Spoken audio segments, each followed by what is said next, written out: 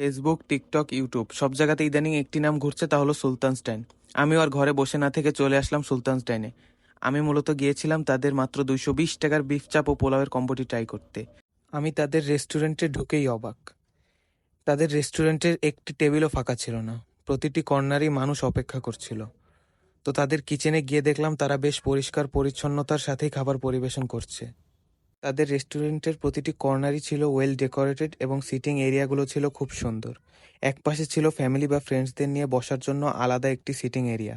আমরাও একপাশে বসে খাবার অর্ডার করে ফেললাম এবং অপেক্ষা করছিলাম খাবার কখন আসবে।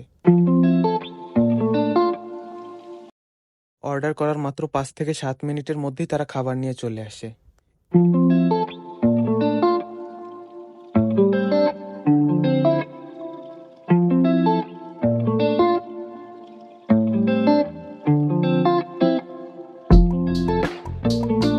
তাদের মাত্র 220 টাকার এই বিফ চাপের সাইজটা ছিল বেশ বড়।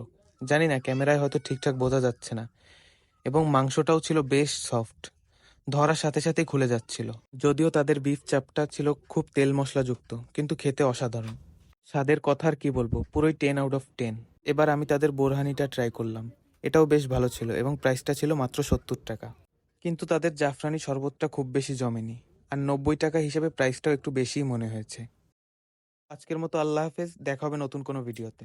সবাই ভালো থাকবেন।